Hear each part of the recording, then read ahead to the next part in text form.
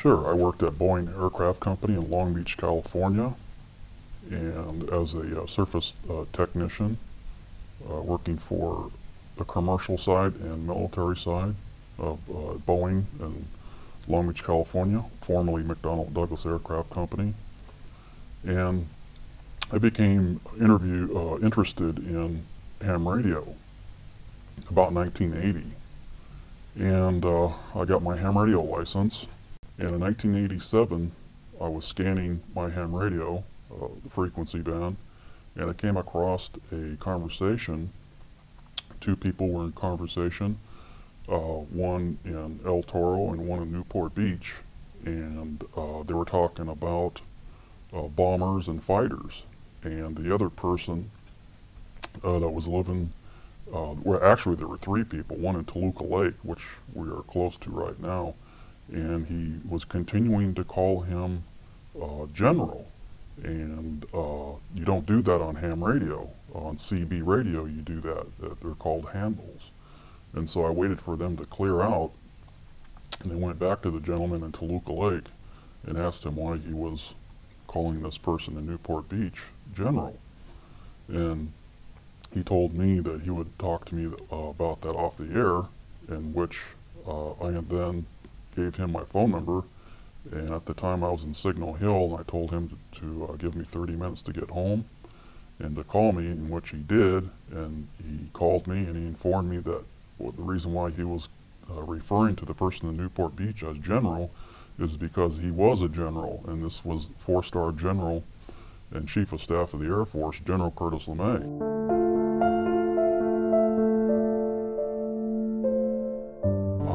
Proceeded to monitor the frequency for about 2 weeks. I waited for the right time to come in and break in, and I talked to Curtis LeMay on the air. I took it upon myself to drive down there. I looked up his address using the FCC database in Long Beach, drove down to Newport Beach and rang his doorbell, electronic security gate, and his wife Helen let me in. And I was looking for the doorknob, and I couldn't find one because they didn't have a doorknob, and so I just grabbed the gate and went in. And as soon as I walked in the front door, there was a big bust of Curtis LeMay depicting him as Chief of Staff of the Air Force. And that blew me away right there, and then I knew this was Curtis LeMay. And we sat down and talked in his den. He put his feet up on his coffee table, which there were Air Force magazines sitting on top. And directly to our left was a picture of him in the White House with President Kennedy. Curtis LeMay was fully dressed in his uniform. And I asked Curtis LeMay, and I said, Kurt, and I said, when you were in the Air Force, out of the 100% of sightings that came into the Air Force, how many of them were not identified? And he said, out of the 100% that came in, only 35% of them could not be identified. And I asked him, well, why couldn't they have been identified? And he said, because the craft are too damn fast. We can't catch them. In fact, he used some foul language in there too, in his explanation. And then I asked him about the Roswell crash, if that really occurred. And he looked over at me and he shook his head, yes, that it did occur. And I said I was particularly interested in the strange writings that were found inside. And I said, were they ever deciphered? And he said, as far as he understood, they were not deciphered when he was in office. And then I asked him about if he ever knew where these things were coming from. Their point of origin, and he looked over at me again, and he said, he said, don't give anything to the CIA. He said they want their hands into everything. They usually do get their hands into everything, and they get away with it. And I said, what about the FBI? And he said, no. And he said that's all wrapped up within the Central Intelligence Agency, and they took it away from him. And he was angry. He was angry about this, and in fact, he became so angry he coughed and he grabbed his stomach as if his stomach hurt. What I found very interesting about Curtis LeMay is that Senator Barry Goldwater tried to get close to the truth. Of course, that was many years ago before I met Curtis LeMay. And when I sat down to talk to Curtis LeMay, he was kind of apprehensive to talk to me about what I was asking him about. And so I mentioned that I met the former chief agent of the Los Angeles FBI, Richard Britzing, and he didn't know him, and then I mentioned a CIA agent who I met, whose name is Brett Merrill. He's now passed away. Was living in Long Beach for a while, then moved to Layton, Utah, and then he passed away from cancer. He didn't know this gentleman either, but I told him what they told me, and then Curtis LeMay started to open up and talk about what he told me about Roswell and the crash that had occurred.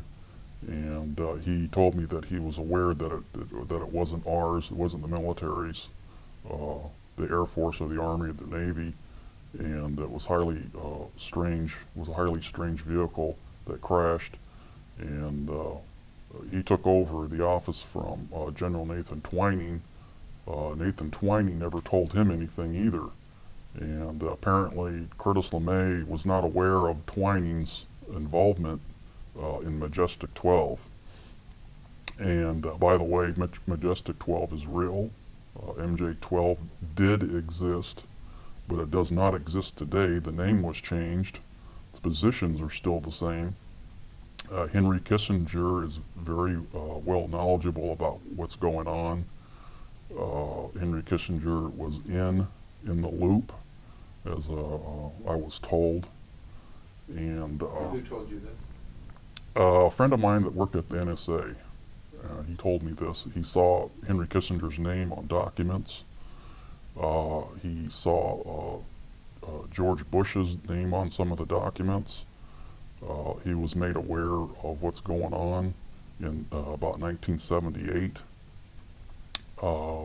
Reagan was fully briefed on the alien presence.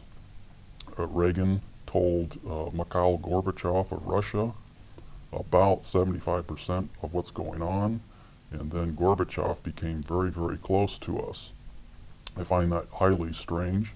CNN reporter in Washington, D.C., the second time that Gorbachev came to America, CNN reporter was able to interview Gorbachev and his wife when they got out on the street and they drove the security detail up the wall. And a CNN reporter asked Gorbachev, do you think we should get rid of all of our nuclear weapons?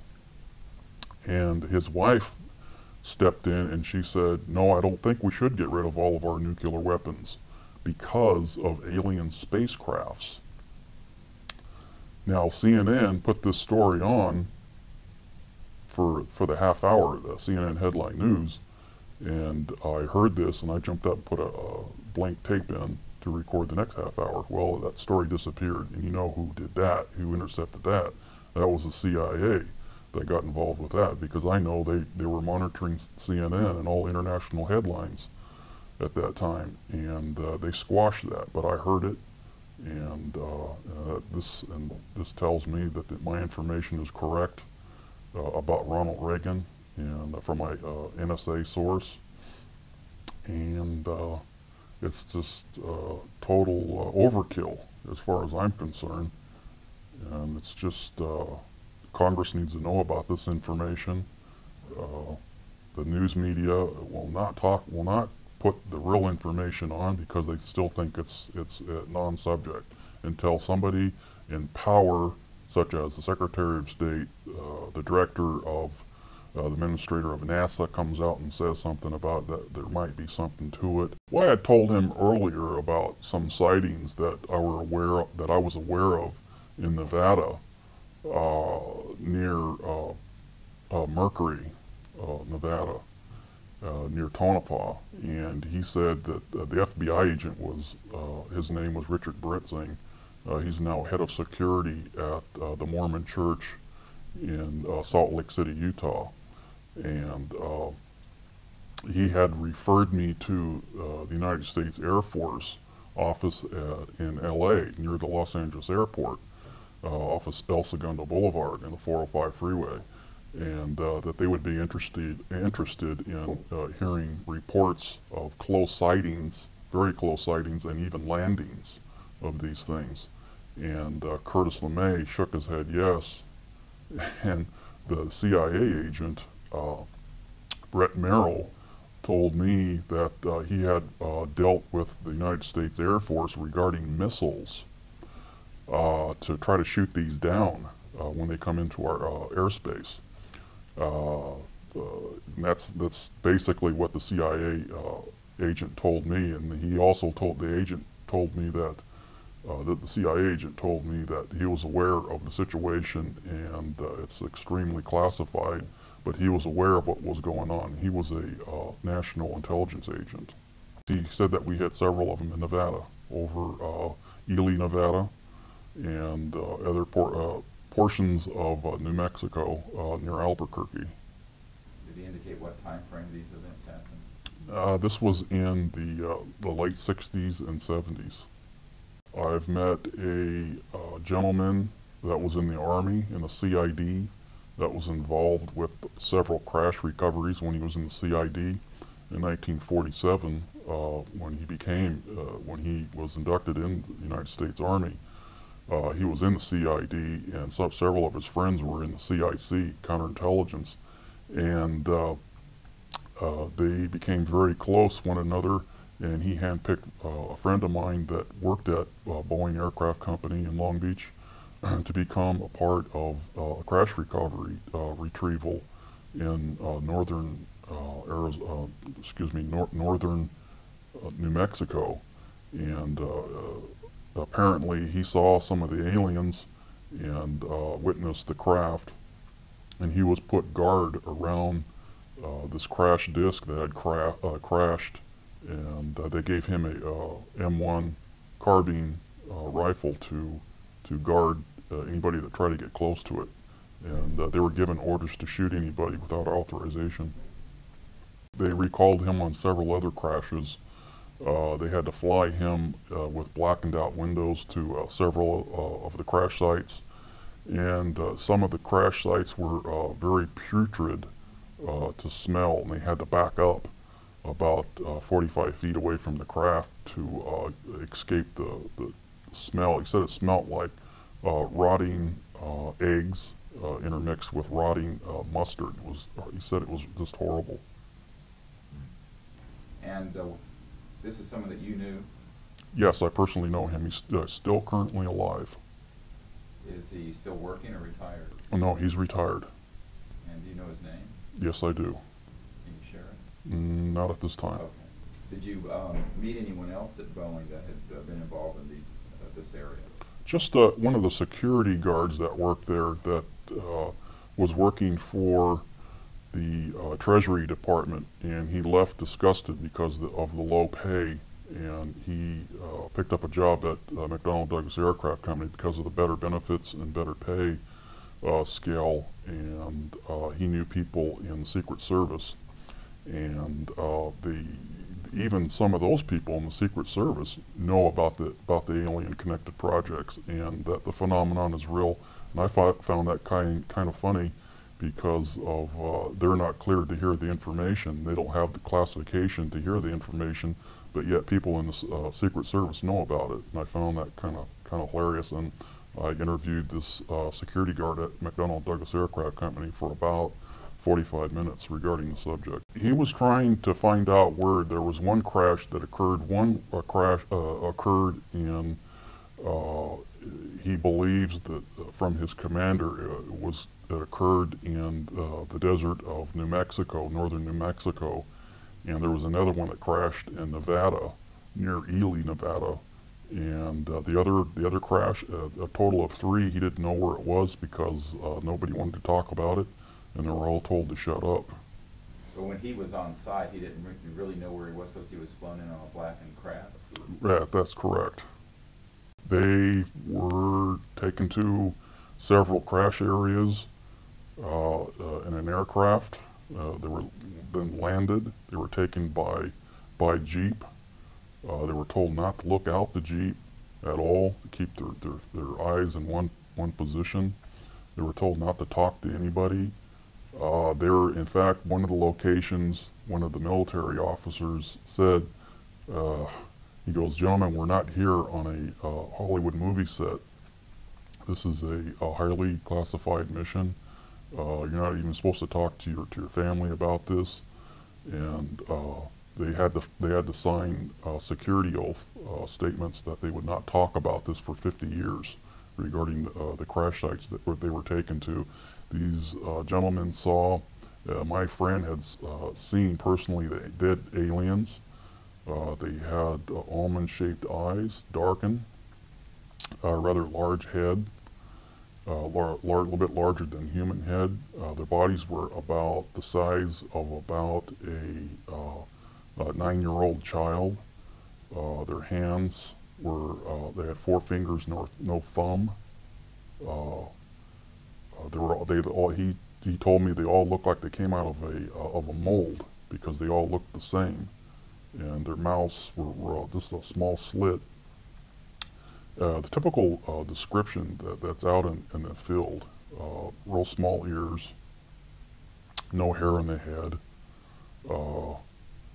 just really strange looking to him. He thought they were probably a part of a genetic research of possibly of the Germans, but the technology that he saw in the craft could not be of German technology because of the fiber optics that were found inside, and some of the slide switches that they had inside the craft that we didn't even have, and nobody else on Earth would have that type of technology. What dates were these? Did he give you any specific or just a general? This was started in 1947. There were more crashes than Roswell, but people don't understand is that there was one in 1948, and there was another one in 1949. The 1949 crash was a rather large craft, and the people inside were a little bit taller. They were about 5'8" tall, and these individuals' noses were quite long. They kind of looked like the ancient, not the Sumerians, but there's a race, I can't recall at this time, but there's they looked a lot like an ancient race around Palestine, probably about 3000 BC. He told me that he picked up one of these aliens and put it on board of one of the Jeeps. And he said it felt like, the alien felt like probably about 45 pounds at most, maybe 40. And they put him in body bags and took him to, and for what he told me, they took him to Wright-Patterson Air Force Base at the time. Later they started taking some of them to Colorado and northern New Mexico, and then later on at Area 51 in the late 1960s. All crash debris and technology and anything that had to do with the alien-connected phenomenon all went to Area 51. These craft were circular shaped. They were not chevron shaped, and they were very, very light. 6 people lifted up a 60-foot in diameter craft and put it on a carry-all. And he said it was this really strange metal. He rubbed his hand on it, and it felt really smooth, like somebody had just buffed it out with a buffer. Did he indicate how they came to be disabled? Yes, he said that he was, as far as he could gather from his friend CIC, the FBI was checking into this too. They were interested as to why these things were crashing, and they found out that the radar testing in New Mexico was the cause of a lot of them that were crashing, and high-powered transmitters. When they would get too close to transmitters, they would cause interference like in 6 meters, or UHF high-powered transmissions. It would interfere with their guidance control, and they would just crash. And other craft that crashed, we had shot them down with our military weapons. That's one of the things that I do remember him telling me, that there's another alien group that looks a lot like the human race, and they're called the Orange. Through my mother, at Boeing Aircraft Company, my mother's now deceased, and her friend is now deceased. No, I can talk about it. My mother had met a tube bender in McDonnell Douglas Aircraft Company, which is now Boeing, and his close friend worked at Northrop. He was working on the stealth program at the time, and this guy is an absolute brain in with mathematical figures and fixing things and making things work and correcting everything to make everything work. The higher ups at Northrop were dumbfounded by this guy, and they recommended him to work with the projects up at Area 51 in Nevada. And apparently he's been working up there for at least 5 years, and they inducted him into the Alien Connected Projects to work specifically on the technology and try to figure out how these things work to back engineer them. In fact, I asked him where they're coming from, and he told me, he said, you know, I can't answer that. That's so highly classified. And another reason why he didn't answer it regarding where these things are originating from is that his son is still working within the connected projects, and he didn't want to even talk about it. But he did tell me that he worked on the craft to back engineer them. He's aware of their existence. He knows that I met the Chief of Staff of the Air Force, General LeMay. He told me several times of the testing that took place at Area 51, that some of them come up behind the mountain and they just blink out and disappear. And then they appear about 15, 20 miles away from where he originally saw it within about 20 seconds and just reappear and do that. These are made by humans?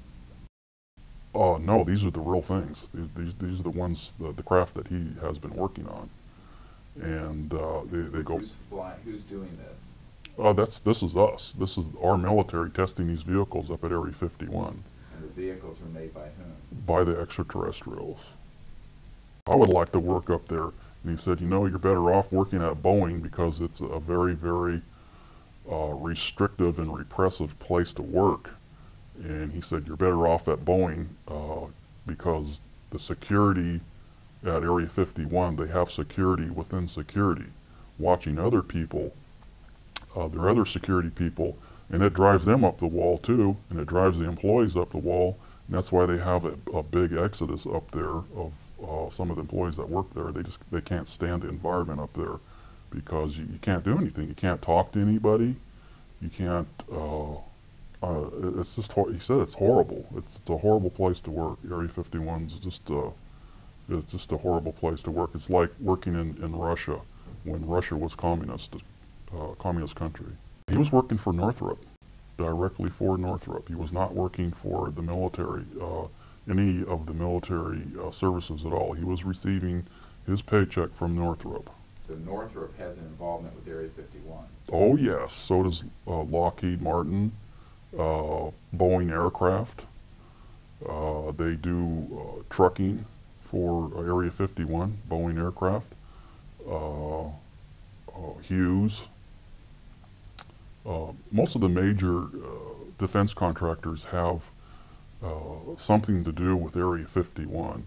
They're not let in to what's going on. They're not even allowed access to S4, Site 4, but they do truck for Boeing trucks for Area 51. I do know that for sure. I found that out from a friend at Boeing that told me that they were hiring up there for trucking for some of the military sites up there. And I found out from him that he had personally gone onto Area 51, escorted to Area 51 from the main highway. Did this contact, by the way, you say he's passed away now? Which one? The one you're discussing now.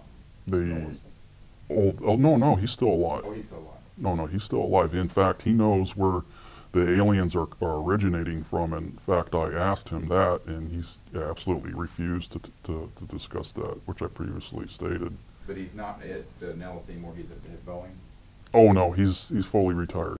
as far as he understands, there is an underground area there, and there's a lot of extraterrestrial debris down below Area 51 stored some sort of a containment area, and but he has never seen any extraterrestrials at Area 51 walking around and conversing with anybody there at Area 51 or at S4. It's just the craft and the technology that they're trying to extract from these vehicles to incorporate that technology into our fighters and possibly some of our space programs. Developed propulsion or energy systems from this study? Just basically laser technology and sound wave defense mechanisms. Sound wave to blow up tanks, buildings with just sound waves. And some of the laser technology came from these craft he told me about. And we're incorporating this technology from these craft at Area 51. And I also found out that they are moving a lot of the personnel and some of the equipment and some of the extraterrestrial technology equipment and the craft to a base up in Utah. He mentioned there's a base here in California near Anza, California, and there's another base in the deserts of I believe he said Tajon or Tajon. I believe he said Tajon. Tajon, I believe. I believe that's the word that he used. There's a base near Lancaster and Palmdale area. And near, this is very funny, it's near Northrop. There's an underground area out there too that he was aware of. And but he particularly mentioned and stayed focused on Anza, California. There's some underground areas up there too that they're researching some of this technology and at March Air Force Base through Project Red Light. What is Project Red Light? Project Red Light is a program to test these vehicles and extract as much information as possible from the alien connected projects to find out how these things operate and gain as much information to possibly use this for our advancement, for our, like I said, for our fighters and bombers and for our space connected projects. And it further verifies what I was told by people that were in the Army and the Air Force and people that worked at Area 51 to corroborate what's going on regarding Project Red Light. And Project Red Light is still continuing as of this day. He wasn't out of Nellis, he was out of Area 51 primarily.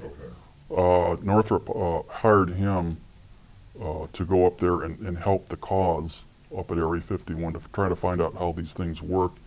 And I believe he started in 1980 and he left there probably about 1997. Okay. And by the way, Project Red Light and Project Grudge, they're all intermixed. The director of Project Blue Book, Robert Friend, told me this. He was fully aware of Project Red Light. And he formerly used to work at Fairchild in Redondo Beach on aviation and Rosecrans. And we talked for about an hour on the phone, and he was also reluctant to talk to me about the phenomenon until I told him that I met General LeMay. Well, and of course the CIA agent too, and the FBI agent. And so then he started to open up and talk to me about the situation of UFOs, and I asked him about some of the crash debris that was taken to Wright-Patterson Air Force Base after the Roswell crash. And he had told me that yes, some of the debris and the bodies were taken to Wright-Patterson Air Force Base in Dayton, Ohio, and some of the other stuff were taken to a base in Florida. And that shocked me because I never heard anything about a base in Florida, some of the crash debris being taken to Florida. And And then I told him, you know, I know somebody that used to work at the National Security Agency. He had a top secret Umber clearance, and he also told me about some of the information about the aliens. And then he really opened up and started to release information. And then, you know, I said, you know, I understand that you wrote Project Grudge Blue Book Report number 13. And he said yes. And I asked him, I said, where are these crafts coming from? And he told me he didn't even know where these crafts were coming from. All he knew was that the aliens are real. He's aware that they're coming here, they're penetrating our airspace. They're trying to become close to us. The aliens want to become close to us for some reason or another. They want to try to look like us because they know something is coming. What that is, I don't know. We are absolutely 100% aware of what's going on regarding this intrusion into our airspace, and that we're trying to get a lid on this to try to minimize the sightings, to quell the news media and the witnesses that are reporting these sightings to the news media, and to try to draw an interest in this, to try to push for a congressional investigation. And the Air Force didn't want this.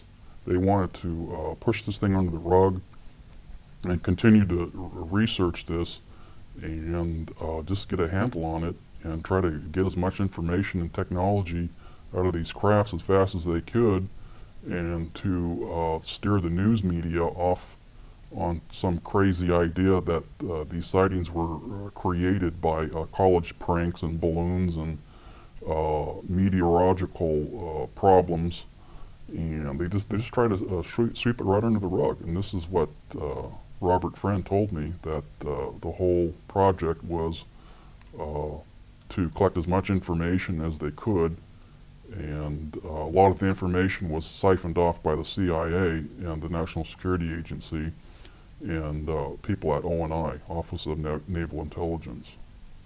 No, just the fact that he had mentioned that there were other agencies clamoring for control, and in fact going right directly to the president to get that control. What he told me regarding the security ramifications were that if their military personnel were to talk about this, they could be court-martialed, or at least threatened to be court-martialed, to get them to back down and to scare them. And other intimidations would be to hold their paychecks back, transfer them to other bases where a lot of people would not want to go to, like Alaska. Well, through my NSA contact, he was in the Army. The NSA is a part of the Army. He was in advanced intelligence gathering. He had a top secret Umber clearance. He trained at the NSA at Fort Meade, and then they transferred him to a satellite monitoring station, and he had received several transmissions from the Pentagon and from other satellite monitoring stations of the NSA that they were tracking ETVs, extraterrestrial. That stands for extraterrestrial vehicles, and this is the lingo within the NSA. How they communicate back and forth is ETVs. Other military services refer to them as bogies, or a long time ago UFOs. Of course, now they're considered to be flying saucers. He had told me that the NSA is fully aware of the extraterrestrial presence. We've intercepted many of their signals during the 60s, and we were testing transmissions to try to jam their transmissions and to try to communicate with them. And he had told me that he was aware of top secret bases in Colorado that were monitoring the situation, and there is another base in London that is also monitoring the situation regarding the extraterrestrials through MI5 and MI6 He told me that the President of the United States, Jimmy Carter, was alerted to several events that were taking place overseas. He had handled that transmission personally. Uh, what he basically told me is that the NSA is fully aware of what's going on in an area called the Puzzle Palace. Carter was brought up to speed regarding some events that were taking place over in Iraq and Iran, where several near misses occurred, and some of the Iranian forces, fighter jets, which we sold to them, United States military aircraft, they chased some of these vehicles, and their instrumentations went crazy. And one of the fighter jets almost crashed, but he pulled away from the object, the huge circular-shaped object, and he regained his control of his fighter jet. And he personally handled that traffic to the Pentagon through the NSA. It was all decrypted. In fact, Jimmy Carter was not brought into the loop. They, for some reason, the group, the control group, they don't trust the guy for some reason. They don't trust Jimmy Carter. They were afraid that he would come out and make statements, blanketed statements to the news media, and they just didn't trust him. They didn't trust Jimmy Carter at all. They left him out of the loop. But he was informed by the Chairman and Joint Chiefs of Staff that these events were taking place over in Iran and Iraq, and earlier incidents were taking place, and they're monitoring our war efforts and what we're doing regarding nuclear bombs and other experiments, the aliens. He went in 1974, and he retired, he left the military, the NSA, in about 1985. He said that Henry Kissinger was involved with a study group back in the 50s to study the ramifications of this information if it had leaked through a credible source, what would happen. And they were to do a study and pass off classified information to outside study groups such as the RAND Corporation and other think tanks of this nature to study what would happen if this information were to be leaked out or to talked about from credible people as to what would happen. And Henry Kissinger headed some sort of a study group. Basically, was controlled by Majestic 12 people, the notorious MJ-12, which is no longer called MJ-12. I'm trying to find out the new name of this group. In fact, my contact that worked at Area 51 knows the name of the group, but he's refusing to tell me the name because it was compromised in 1979, 1980.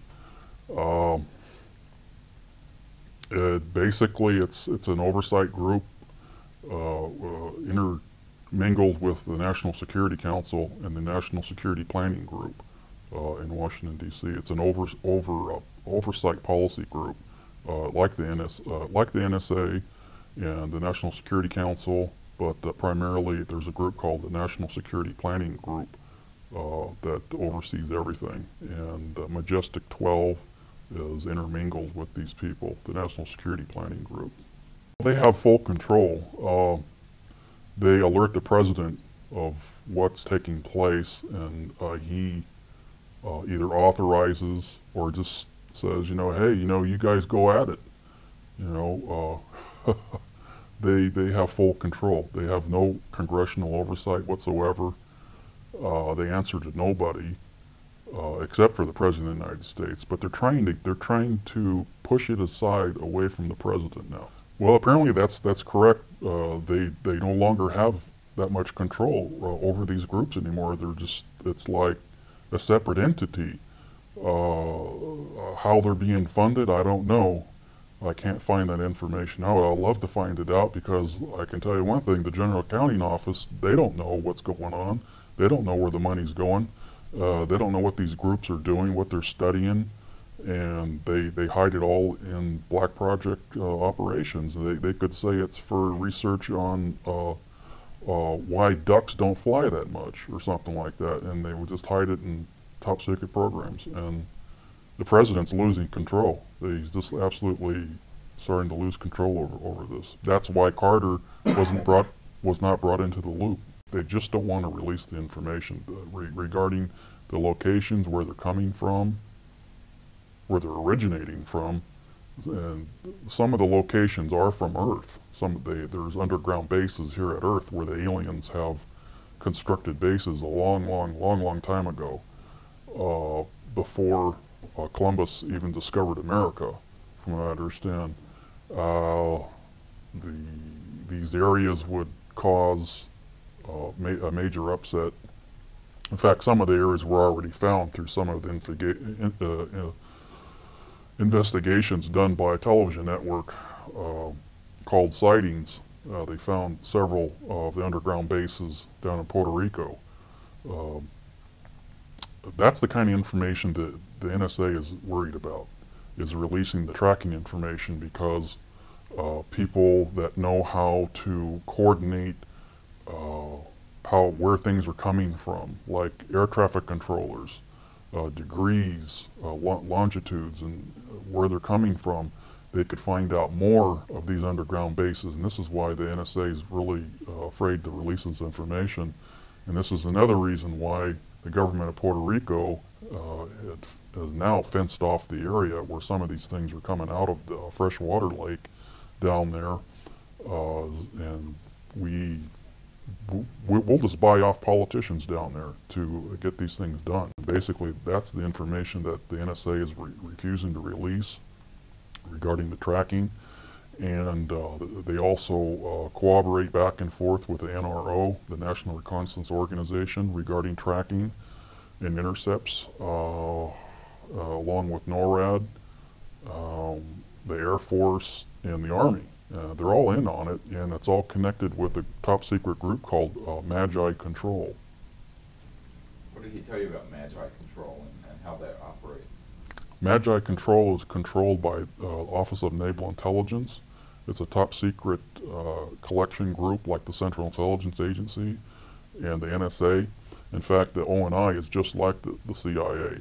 It's a top secret organization within the Navy, out of ONI, to collect top secret information, collect information on foreign dignitaries, foreign leaders, the Alien Connected Project primarily. It's similar to the NSA and the CID. It's all encrypted information. They have agents out in the field just like the CIA collecting information. It's all very, very top secret. Operation Looking Glass is a top secret project which is ongoing up at Area 51 to try to see into the future, to try to predict and actually to see into the future, a time travel, to find out what events will take place in the future. And from what I understand, it's currently ongoing up at Area 51 in connection with Project Red Light. Did they indicate, who let you know about that project? I heard this from a CIA buddy of mine, the same CIA agent that passed away from cancer up in Utah. What else did he share with you, the CIA contact? And can you share his name now that he's passed away? Oh yeah, Brett Merrill. Okay. Yeah. It's the same one. Yeah. Did he share with you anything else? That's interesting. Did he share that there was actually a device that assisted in this sort of time travel? It derives from the alien technology. He did not get into what it looks like or how big it is or anything like that, but it derives from, comes from the alien technology itself. The aliens can go into the future and find out what events will take place many years into the future, and they can also go back in time too. Of course, anti-gravity. Most of the craft operate on anti-gravity and electrogravitic propulsion, and oh yeah, of course, the aliens are at least 4,000 to 5,000 years advanced in our current back in 1947, I would say, but we have jumped so fast in our technology, of course, with their help. Back in 1947, the scientists would say, wow, these guys are at least 4,000 to 5,000 years advanced in us, over us. But now, I would estimate the alien, if we would say an F-1 would crash now, without any help to where we're at now, our technology, we would say they're probably about maybe, probably about 400 years advanced over us with technology, without any help from them. If something would crash now. Oh yeah, we're just about at the conclusion state right now regarding anti-gravity. That's why these little cute little toys are now coming out that are anti-gravity, like the little top that sits there in air and spins. I'll give it maybe about 15 years, and we'll have cars that will levitate using this type of technology. Oh yeah, we're doing it up at Area 51 right now. It's, some of the stuff that my buddy worked on up at Area 51, who lives now in Pahrump, Nevada, through Northrop. But yes, we're flying vehicles up there right now, and in Utah right now. They had to have them up at Area 51, and they sent them right up there. Gave them the clearance, top secret carve clearance. Bob Lazar would probably recognize that clearance. It's called what? Top secret carve. C-A-R-V-E? Right, to carve a steak or something, or carve a turkey. And oh yeah, he's aware of where the aliens are coming from, where their point of origin are, and he's just refusing to tell me this information. It's just so highly classified. Is he retired now? Oh yes, he's retired. Anti-gravity programs or the extraterrestrial programs? Well, I know that Lytton is, for an absolute fact. Lytton, Hughes Electronics, Optical out here in California, next to the Los Angeles airport. Well, McDonnell Douglas Aircraft Company was at a small level. Now they're at a big level now because Boeing bought McDonnell Douglas Aircraft Company out. I know that Boeing is at least the transportation mode right now, but they will get into the aircraft mode year 2001 to help them out with the projects in Utah and Nevada. In fact, Boeing has an operation in Salt Lake City, Utah right now, so that's not going to be any problem for our government to pull them right in, because they're right in they moved Area 50, most of the stuff from Area 51, at least 35% to 40% of Area 51 to Utah. Just basically those companies, and of course Lockheed and Northrop. Well, primarily people that work at Area 51, if they want a new 4x4, they'll get it. If they want special foods according to their taste, they'll get it. If they want pay increases, they'll get it. They don't have to strike like people working for other companies. You know, for a union or non-union company, they don't have to strike. They'll get it. Yeah, they live like kings. From all of the contacts that I've met,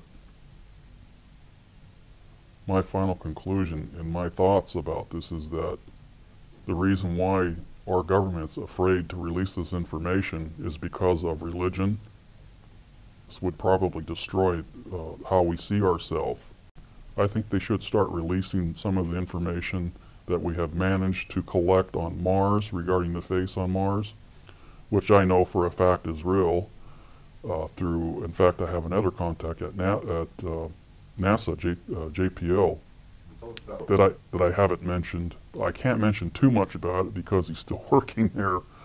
Well, as much as you can. Well, the person that I know is very high up in NASA. He's not a director or an administrator, but they know what's going on. They know it's a face. They know that it was carved by somebody else other than us. The NASA, JPL, higher-ups and personnel there at JPL, they know for a fact, in the imaging area, they know for a fact that the face on Mars is real, and it was not made by windstorms or trick of lighting or anything like that. They know for a fact that the face on Mars was made from an extraterrestrial race that came here to Earth at about 45,000 years BC and set up civilization here on Earth and went back and forth from Mars to our planet Earth to give us information and to further the race that they created, which is us. This is a shock to the human populace, and I think it's the big reason why NASA and all the governments, especially the United States, are refusing to release this information, because one thing will lead to another, and somebody will come to a conclusion that we were created by an extraterrestrial race that came to this solar system and set the planets in their proper order, which they are now in, and exploded the gaseous planet that which we call the sun. And thus God said, "Let there be light." This would be shocking to everybody here on Earth, and this is what they're afraid of releasing. And that's my final conclusion regarding this investigation and who the aliens are. I really feel that the aliens that were on the planet Mars came here and set up our civilization as we now know it, and they created these gray extraterrestrial aliens to watch over our planet to make sure we don't blow up their creation and their planet. I think it was Summa Corporation, because it had the little bug or the logo at the bottom of the corner. And after I got through folding that, I took it over to this old guy that was training me and teaching me and working with me, and he was the one pushing it through. And I don't remember his name, but I said, look at this anti-gravity chamber. And he goes, "You're not supposed to be working on this, and you didn't see that, and put it back and don't say anything about it before we get in trouble."